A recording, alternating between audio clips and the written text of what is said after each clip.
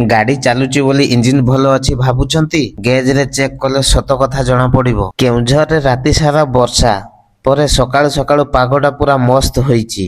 ଚାଲନ୍ତୁ ଆଜିର ଦିନଟା ଆରମ୍ଭ କରିବା। ହାଇ ଏଭ୍ରିୱାନ, ମୁଁ Rohit hero technician. Welcome to my another mini blog. Let's go. ସକାଳୁ ସକାଳୁ ଆମ ୱାର୍କସପ୍ ପୁରା ସଫାସୁତୁରା କରି ରେଡି କରିଦେଲୁ। ତାପରେ ସମସ୍ତେ ମିଶି ଶୋରୁମ ବାହାରେ ଡେମୋ ଗାଡି ଗୁଡାକୁ ମଧ୍ୟ ସଜାଇ ରଖିଦେଲୁ। ଏତିକିରେ ଆସିଗଲା ଗୋଟେ ଡେଷ୍ଟିନି ଫାଷ୍ଟ ସର୍ଭିସିଂ। ଟାଇମ ବି ହୋଇଯାଇଛି 765 କିଲୋମିଟର।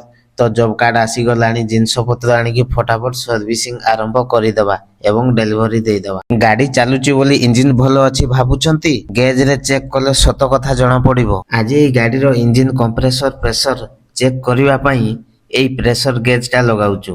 ଗେଜଟା ଲଗାଇ ଇଞ୍ଜିନ କ୍ରାଙ୍କ କରିବା ପରେ ରିଡିଂ କେତେ ଆସୁଛି ସେଇଟା ଦେଖିବା। ସେଥିରୁ ଇଞ୍ଜିନର କଣ୍ଡିସନ ବିଷୟରେ ଭଲ ଆଇଡିଆ ମିଳିଯାଏ। ଦେଖନ୍ତୁ ରିଡିଂ ଆସିଗଲା। 10 ରୁ ତଳକୁ ହିଁ ଅଛି, ଉପରକୁ ଯାଉନି, ମାନେ କମ୍ପ୍ରେସର କମ ଅଛି। ଗାଡିର ପିକଅପ ମଧ୍ୟ ଠିକ ନଥିଲା। ଚେକ୍ କଲା ପରେ ଜଣା ପଡିଲା ହେଡ ବ୍ଲକର ପ୍ରୋବ୍ଲେମ ଅଛି। ଏବେ ହେଡ ବ୍ଲକର କାମ ହବ, ତାପରେ ଗାଡି ପୁଣି ଠିକ ଠାକ ଚାଲିବ। ଏଇଟା ହେଲା ରିଏଲ ପ୍ରୋବ୍ଲେମ ଧରିବାର କାହାଣୀ। ରିଡିଂ ଦେଖିଲେ ପ୍ରୋବ୍ଲେମ କେଉଁଠି ଅଛି ସେଇଟା ବୁଝିହବ। ପ୍ରୋବ୍ଲେମ ତ ଧରା ପଡିଗଲା। ଏବେ ଗାଡିଟାକୁ ପୁଣି ଫିଟ କରିବାର ପାଳି। ଆଜି ପାଇଁ ଏତିକି। ପୁଣି ଦେଖାହବ ଆଉ ଗୋଟେ ନୂଆ କାମ ସହିତ।